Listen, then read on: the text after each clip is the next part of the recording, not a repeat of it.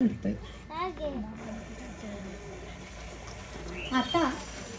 मी माझ्या खोलीत नव्हते. मी माझ्या आजोळच्या भीमा नदीच्या प्रवाहात उभी होते. माझ्या अंगावरच्या साडीच्या जागी परकर पोलका होता. परकराचे ओझे मी माझ्या लहानशा हातांनी सावरून धरले होते. नदीचं उथळ पाणी माझ्या पायाला वेटाळून पुढे सरकत होते. नाकात पाण्याच्या कडेला असलेल्या लव्हाळ्याचा, धुणी धुणाऱ्या बायकांनी पाण्यात खळबळलेल्या कपड्यांना लावलेल्या साबणाचा आणि पाण्यातल्या माशांचा, अशा साऱ्यांचा मिळून बनलेला वास दरवळत होता. पाण्याच्या प्रवाहावरून उलटून परत फिरलेल्या किरणांचे चमचमते कवडसे डोळे दिपवत होते. पाण्यावरचा उन्हाचा चमचमाट लाटांबरोबर फिरत थरथरत होता आणि पाण्याला माझ्या पावलांना बोटा एवढ्या चिमुकल्या मासोळ्या अलगद मऊ चावे घेत होत्या. मला मजेदार गुदगुल्या होत होत्या. मी प्रयासानं तोल सावरत होते. गुदगुल्यांनी हसू अनावर झालं की ह्या आधारासाठी शेजारच्या सोपतेळीच्या खांद्यावर हात ठेवीत खदाखदा हसत होते. नदीवर जाताना गावाच्या बाजारपेठेतून जावं लागेल. वाटेत एकेका मैत्रिणींच्या घरी जाऊन तिला बरोबर घ्यायचं असा आमचा घोळका वाढत शेवटी आम्ही 8-10 जणी नदीवर जाऊन पोहोचत असू. डावीकडून उजवीकडे वाहत चाललेला नदीचा निळा प्रवाह, त्यावर तळपणारं सकाळचं ऊन, नदीच्या काठाशी असलेली मोगली एरंडाची आणि त्रिधारी निवडुंगाची झाडं, पलीकडे दूरवर पसरत गेलेला मळ्यांचा हिरवागार रंग, क्षितिजाशी उभे राहिलेले जांभळ्या छतेचे डोंगर आणि या सगळ्या प्रसन्न विस्तारावर मायेनं ओथांबून वाढलेलं आभाळ. आमच्या इवल्याशा डोळ्यात तो सगळा देखावा चित्रासारखा उमटे. नदीवर आंघोळ करून आलेला ओला वारा आवडत्या सोपतीसारखा एकदम अंगाला येऊन गेली. मग पायाखालचा दगडाचा रस्ता ओलांडून घाटाच्या पायऱ्या धडधड उतरून आम्ही सुसाट धावत असायच्या. नदीवरून डोक्यावर हंडा भरून घेऊन चाललेली एखादी सासूरवाशीन पुरून येताना दिसेल. ती म्हणे, अगं जरा हळू चाल, पडाल नाही तर. पण एव्हाना मनाने आम्ही कधीच नदीत जाऊन पडलेल्या, भिजून चिंब चिंब झालेल्या.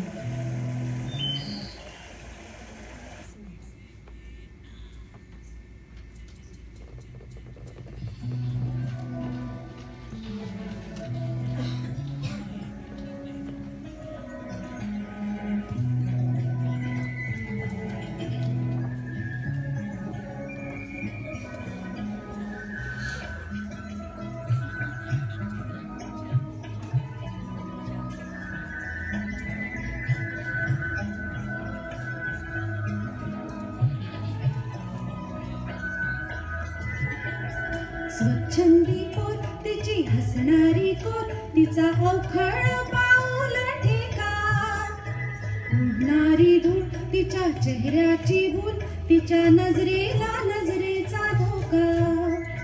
स्वच्छंदी पोत तिची हसणारी कोत, तिचा अवखळ पाऊल ठेका, उडणारी धूळ तिच्या चेहऱ्याची भूल, तिच्या नजरेला नजरेचा धोका.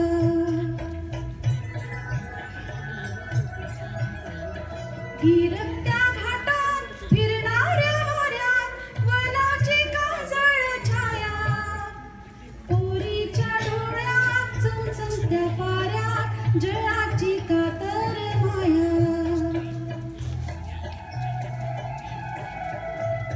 फिरत्या घाटात फिरणाऱ्या मोऱ्यात वनाची काजळ छाया, पोरीच्या डोळ्यात चमचमत्या पाऱ्यात जळाची कातर माया.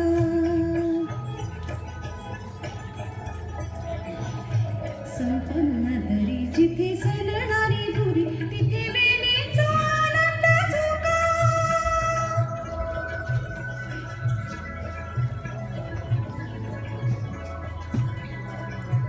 तिथे वेणीचा आनंद झोका, तिच्या नजरेला नजरेचा धोका, तिच्या नजरेला नजरेचा नजरेचा धोका.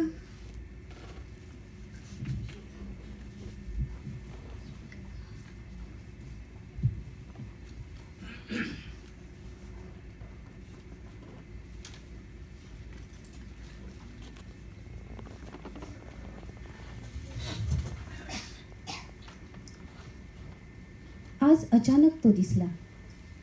खिडकीशी बसून रेडिओवर कसलंसं गाणं ऐकत होते. बाहेर पाऊस पडत होता आणि तो बरोबर खिडकीसमोरच्या गेटमध्ये पावसापासून आडोसा शोधत उभा राहिला होता. आमच्या घराच्या बाहेर पोहोचलेलं छोटंसं गेटच्या वरचं छप्पर त्याला पुरेसं होतं. तिचा आवडता पाऊस आणि त्या पावसापासून वाचू पाहणारा तो. पावसानेच त्या दोघांची अशी भेट घडवली होती. हां, दोघांची नाही, पण मला तो दिसला होता.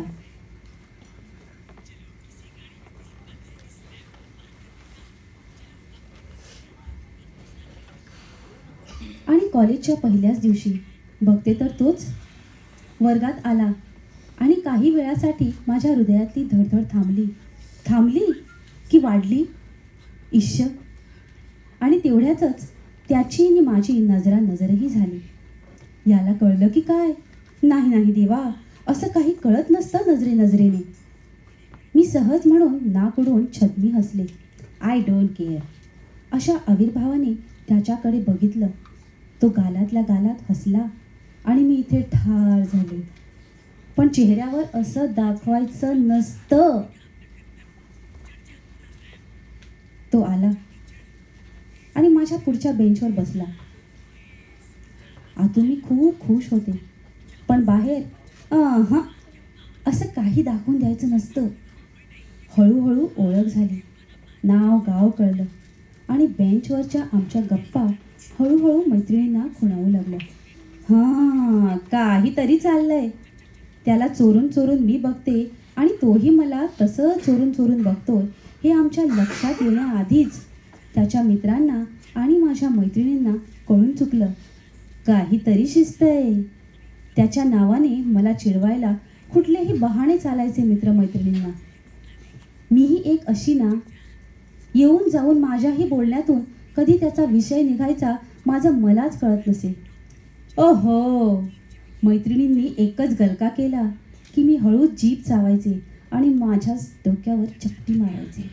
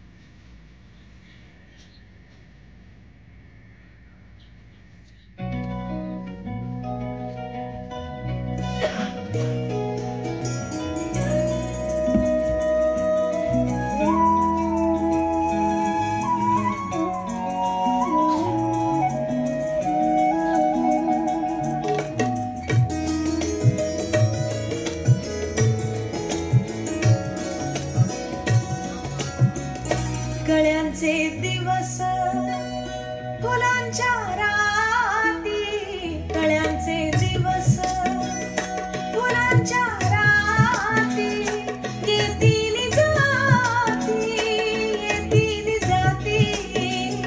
कळ्यांचे दिवस फुलांच्या राती, येतील जाती, येतील जाती. कळ्यांचे दिवस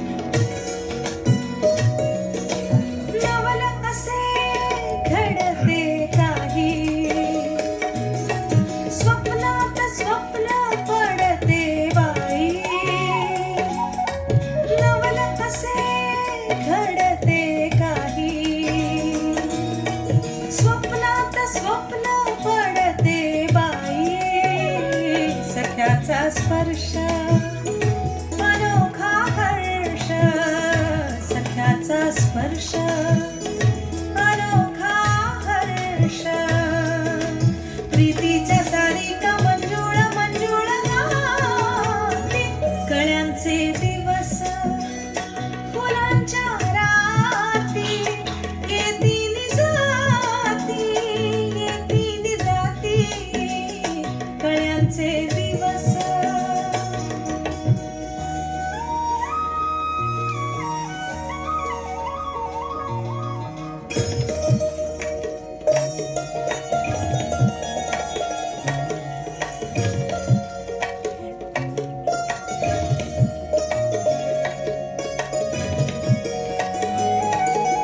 वाऱ्याची झुळूक झुलतो झुला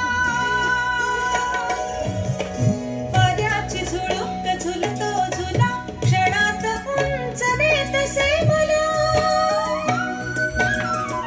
सांजेचे रंग धुंद तरंग सांजेचे रंग धुंद तरंग पाचही प्राण सुखात सुखात नाती कळ्यांचे दिवस फुलांच्या राती येतील जाती येतील जाती येतील जाती येतील जाती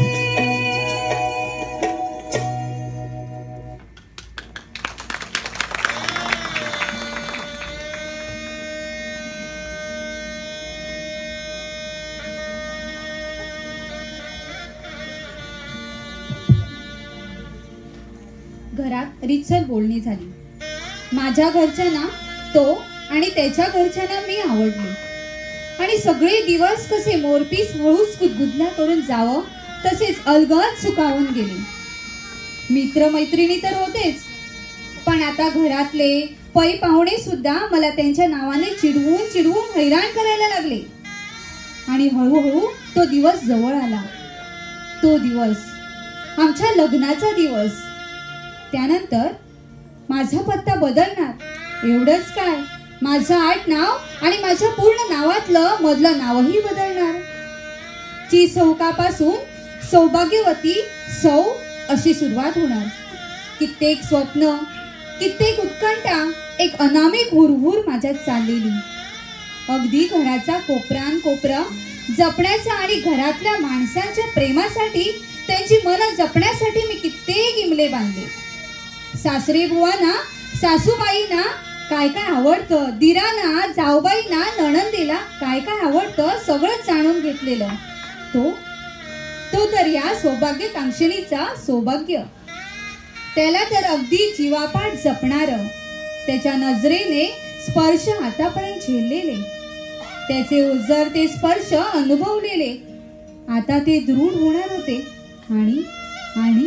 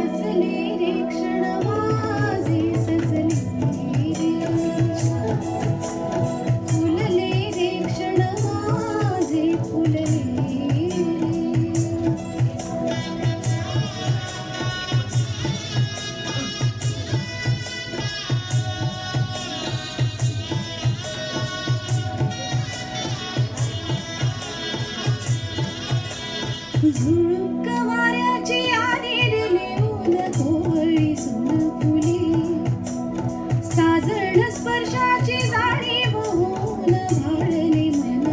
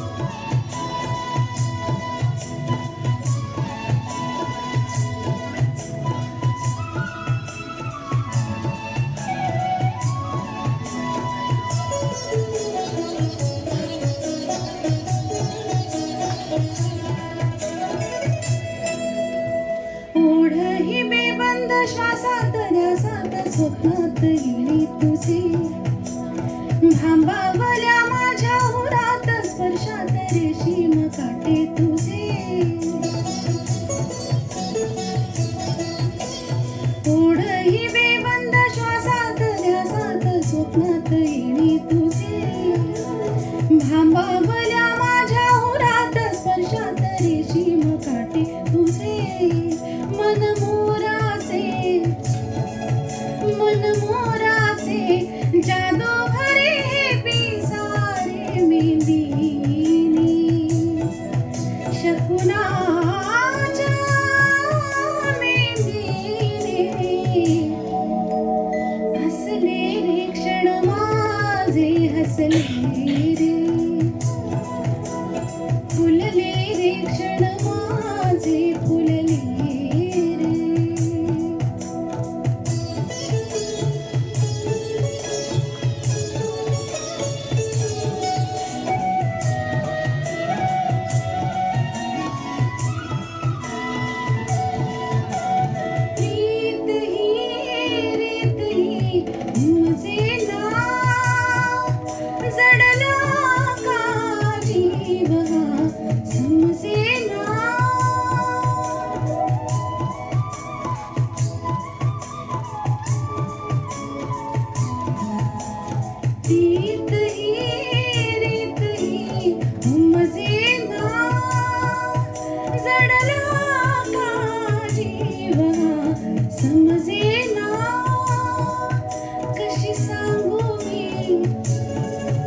कशी सांगू मी माझ्या मनीची कथा रे मेंदीने शकुनाच्या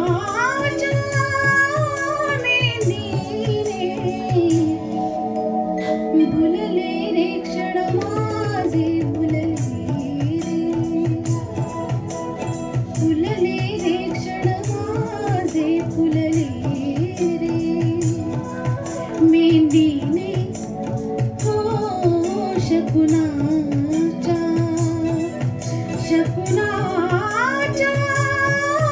मेंदीने फुलले रे क्षण माझे फुलले रे फुलले रे क्षण माझे फुलले रे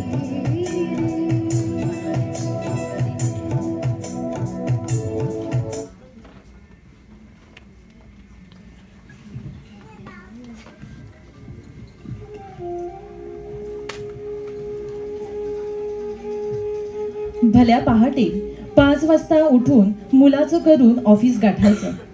नाश्त्याला मुलीला पॅनकेक हवा तर मुलाला ऑमलेट. पहाटे उठून एका बाजूला कांदा कापत दुसऱ्या बाजूला पॅनकेकचं मिश्रण घोळवत घड्याळाकडे नजर टाकून मी उभी असते. दोघांनी एकत्र नाश्ता करा म्हटलं की सकाळी उठून नुसतं भोकांड पसरतो लहानला. जे त्याच्या ताईला हवं ते त्याला हमखास नको असतं. सकाळी सकाळी आता नकोच वाटतं त्यांचं रडणं आणि समजूत घालत बसणं. वेळ तरी असतो कुठे तेवढा. नवरा सकाळी मुलांना उठवत असतो तेव्हा मी मुलांचे डबे भरत असते. त्यानंतर त्यांचं आवरून त्यांच्या पोट्या पाण्याचं बघून मी निघते मुलांना घेऊन. मुलांना शाळेत सोडलं की माझी गाडी मग सुसाट वेगाने ऑफिसाच्या दिशेने वळते. गडबडीत माझा ब्रेकफास्ट राहिलेला असतो. लग्नाआधी नवऱ्याची साफसफाई ठेवायची आवड जी कौतुकास्पद वाटायची ती आता अंगावरच यायला लागली आहे. आज पण जरा केसांचा पुंजका कोपऱ्यात राहिला आणि ते बघून त्याने भांडण उडकून काढलंच. करते ना मी मॅनेज तरीही. रस्त्यात ट्रॅफिक जाम रोजचीच आणि हाच गाडीत कोंडलेला वेळ फक्त काय तो माझा स्वतःचा. इतकं करूनही ऑफिसला आजही उशीरच. रोज कारणं बदलतात आणि आजूबाजूच्यांचे डोळे बरंच काही बोलून जातात. परवा तर मीटिंगमध्ये उशीर झाला तेव्हा बॉसने पुढल्या वेळी तुमच्याकडून सर्वप्रथम अपडेट्स घेणारा असा टोमणा मारला. ऑफिसमध्ये गेल्या गेल्या अर्ध्या तासात शाळेतून फोन आला, मुलीचं अंग गरम आहे, तिला घरी घेऊन जा. नवऱ्याचा नंबर फिरवला पण तो मीटिंगमध्ये. फोन बंद. गेल्या आठवड्यात मुलाला ताप आलेला तेव्हा 5 दिवस सुट्टी झालेली माझी. नवरा तर दूरवर बाहेर गावी गेलेला. मुलाला शाळेतून पिकअप करून डॉक्टरांकडे नेलं आणि पुढल्या 2 दिवसात घरातून माझी कामे केली. मीटिंगना डायलिंग केलं. त्याचा आवाज येईल मध्येच म्हणून त्याला मोठ्यानं टीव्ही लावून दिला आणि दार लावून घेतलं. डायलिंग झाले, मात्र नजर सारखी खोलीकडे जात होती. आता पुन्हा मुलीचा आजारपण. बॉस समोर जाऊन सांगितलं, मुलीला ताप आहे, घरी जाऊ का? आजही 3 वाजता क्लायंट बरोबर मीटिंग आहे, बॉस नाराजीने म्हणतो. शाळेतून फोन आलेला, माझा शेवटचा ट्राय, आणि माझ्या डोळ्यात पाणी. ठीक, पण 3 वाजता नक्की मीटिंगला डायलिंग हो. बॉसचा नरमलेला पण नाराजीचा आवाज. तडक शाळेत गेले, मुलीला घेतलं. सकाळपासूनच ताप आहे वाटतं. असं असताना तुम्ही मुलांना शाळेत कशाला पाठवतात? टीचरचा प्रश्न. मी ओशाळते. मुलीचा ताप जास्तच वाढतो. ती ग्लानीतच हाका मारल्या तरी ओ नाही.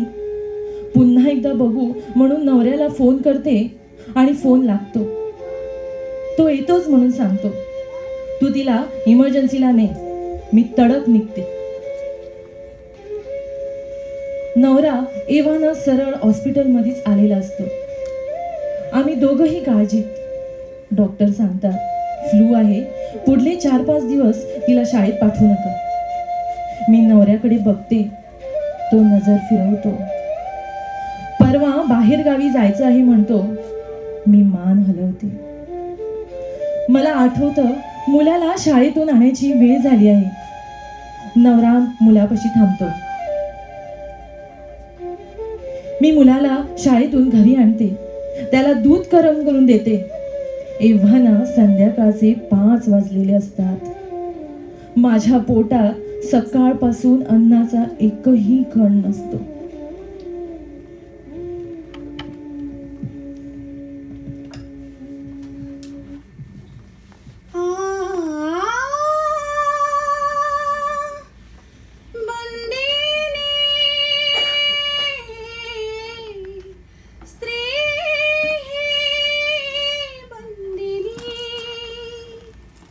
हृदयी पान्हा नयनी पाणी, हृदयी पान्हा नयनी पाणी, जन्मोजन्मीची कहाणी, हृदयी पान्हा नयनी पाणी, बंदिनी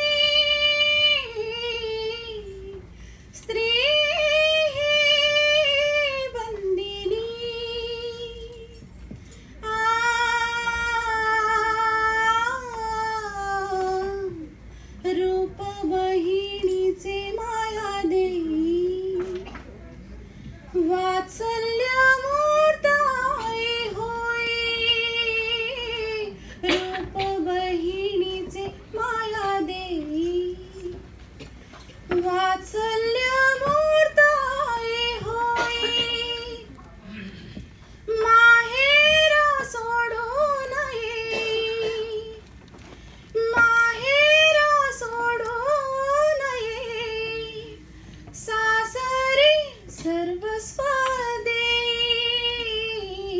हृदयी पान्हा नयनी पाणी, बंदिनी स्त्री, बंदिनी बंदिनी.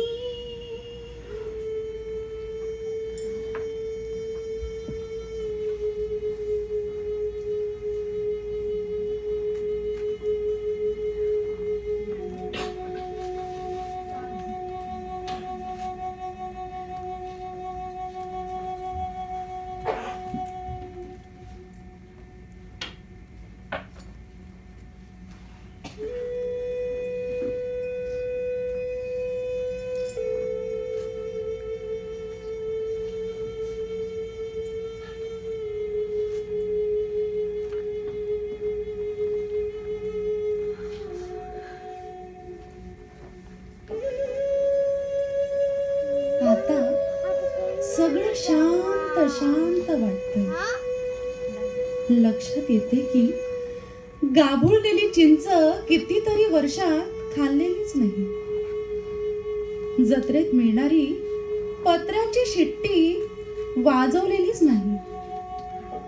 चटक्यांच्या बिया घासून चटके द्यावे असं आता वाटत नाही. कॅलिडोस्कोप पाहिला नाही आणि सर्कस मधला जोकर हल्ली मन रिझवू शकत नाही. परवा अलगद एक कापसाची म्हातारी आमच्या गॅलरीत आली. उठलेच खुर्चीवरून, मागे धावली तिला पकडायला. सगळं शांत होता होता या कापसाच्या म्हातारीने मनात हिरवळ रुजवली. या उडणाऱ्या म्हातारीने लहानपणीचे सगळे आनंद नेले. त्याच्या बदली तिचं वार्धक्य तिने आपल्याला दिलं. म्हणूनच ती अजूनही उडू शकते आणि आपण मात्र जमिनीवरच आहोत. म्हणूनच ती अजूनही उडू शकते आणि आपण मात्र जमिनीवरच आहोत.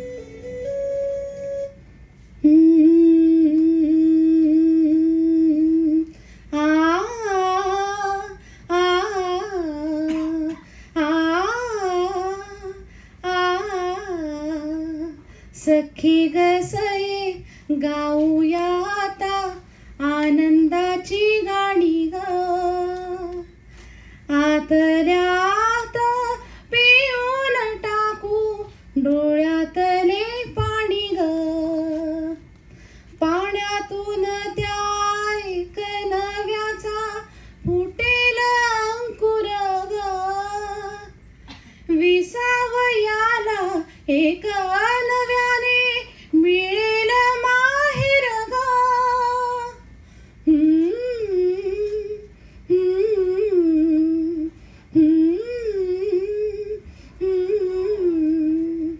माहेरी जाऊन एकदा फिरून लहान होऊया ग. धरून आईच्या बोटाला नवे पाऊल टाकूया ग. मायेच्या गावा मळ भसारे क्षणात विरेल ग. मनातले जे येईल ओठी होईल सुरेल ग. तेजाची भाषा नवीन आशा, तेजाची भाषा नवीन आशा डोळ्यात हसेल ग. भराडचे बुरेही तेव्हा सहज विरेल ग.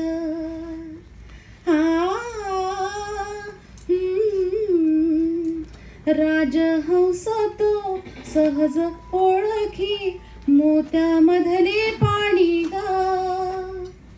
फक्त विणकरा ऐकू येती गोठ्यामधली गाणी ग. निशब्दाच्या कुशी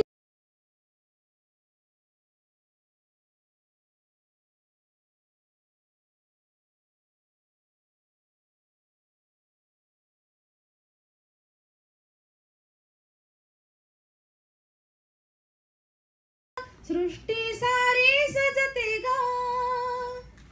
तुला नि मला दाविल दिशा एक स्वतःचा तारा ग. शोधून त्या